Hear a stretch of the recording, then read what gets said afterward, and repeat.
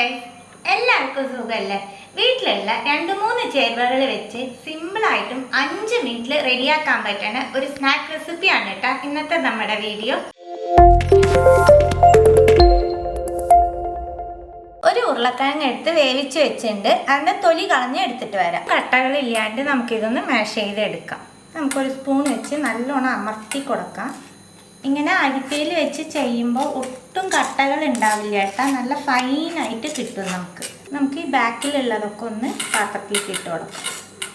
ഉരുളക്കിഴങ്ങിലേക്ക് 3 table spoon fine അരിപ്പൊടി ഇട്ട് കൊടുക്കുന്നുണ്ട്. ഇപ്പം 3 ടേബിൾ സ്പൂണേ ചേർക്കണുള്ളൂ. പിന്നെ വേണമെന്നുണ്ടെങ്കിൽ നമുക്ക് ആഡ് ചെയ്യാം കുഴച്ചതിൻ്റെ ശേഷം. 2 ടേബിൾ സ്പൂൺ കോൺഫ്ലോർ, ഇതിലേക്ക് ആവശ്യമായിട്ടുള്ള ഉപ്പ്, 1/4 ടീസ്പൂൺ മഞ്ഞൾപ്പൊടി, 1/2 ടീസ്പൂൺ കാശ്മീരി മുളക് പൊടി, 1/2 ടീസ്പൂൺ കുരുമുളക് പൊടി. ഇതിലേക്ക് കുറച്ച് മല്ലിയില ചെറുതായിട്ട് കട്ട് ചെയ്തിട്ട് കൊടുക്കാം. 1 ടീസ്പൂൺ ഓയിൽ ചേർക്കുന്നുണ്ട്. ഇതെല്ലാം കൂടി ഫസ്റ്റ് നമുക്ക് നല്ലോണം മിക്സ് ചെയ്യാം.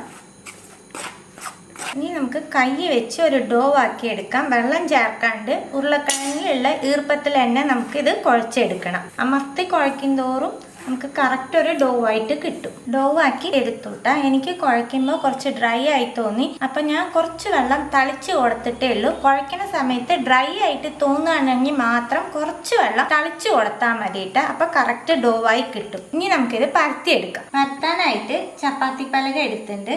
അതിൽ കുറച്ച് അരിപ്പൊടിയാണ് കേട്ടോ സ്പ്രെഡ് ചെയ്യണേ. നമ്മൾ ഉരുട്ടി വെച്ചേക്കണ ബോൾ ഒന്ന് പ്രസ് ചെയ്ത് കൊടുക്കാം. ഇതിൻ്റെ മുകളിലും കുറച്ച് അരിപ്പൊടി സ്പ്രെഡ് ചെയ്ത് കൊടുക്കാം. ഇനി ഇതൊന്ന് പരത്തിയെടുക്കാം. അല്ലാണ്ട് കനം കുറച്ച് വേണ്ട കേട്ടോ. പരത്തിയെടുത്തിട്ടുണ്ട്. ഇനി നമുക്കിത് റൗണ്ട് ഷേപ്പ് ആക്കി എടുക്കാം. ഒരു കുപ്പിയുടെ അടപ്പാണ് കേട്ടോ എടുത്തേക്കണേ. നമുക്ക് ഈ ബാലൻസ് ഉള്ള പീസുകൾ എടുക്കാം. ബാലൻസ് ഉള്ള പീസുകൾ കളയരുതിട്ടാ. നമുക്കിതുപോലെ ഒന്നും കൂടി കുഴച്ചിട്ട് റൗണ്ടാക്കി എടുക്കാൻ പറ്റും.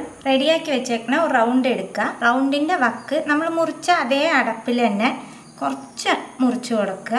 ഫസ്റ്റ് ഒരു സൈഡ് ചെയ്യുക, തിരിച്ച് വെച്ച് അതേപോലെ അടുത്ത സൈഡും അതേപോലെ കുറച്ച് മുറിച്ചെടുക്കാം. പിന്നെ ഈ മുറിച്ചതിൻ്റെ ബാക്കി 2 സൈഡിൽ ഒരു സൈഡ് അതേപോലെ മുറിക്കുക. അടുത്ത സൈഡ് നമുക്ക് മുറിച്ചെടുക്കാം. ഇതുപോലെ ഒരു ഷേപ്പ് ആക്കിയതിന് ശേഷം പേനയുടെ അടപ്പ് അങ്ങനെ എന്തെങ്കിലും എടുക്കുക, അല്ലെങ്കിൽ ചെറിയ ഒരു കുപ്പിയുടെ അടപ്പായാലും മതി. എന്നിട്ട് നമുക്ക് നടുക്ക് റൗണ്ട് ഇട്ട് കൊടുക്കാം.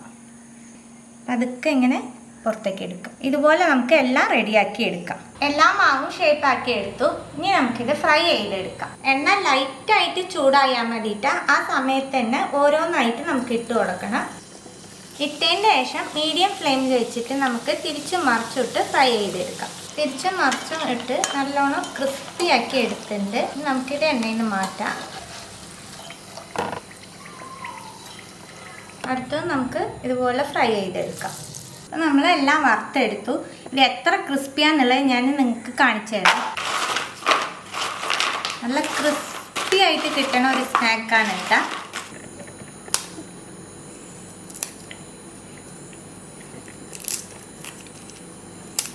അപ്പം എല്ലാവരും തീർച്ചയായിട്ടും ട്രൈ ചെയ്യണം. ട്രൈ ചെയ്ത് നിങ്ങളുടെ ഫീഡ്ബാക്കൊക്കെ അറിയിക്കുക. പുതിയ റെസിപ്പി ആയിട്ട് അടുത്ത വീഡിയോയിൽ കാണാം. See you, by.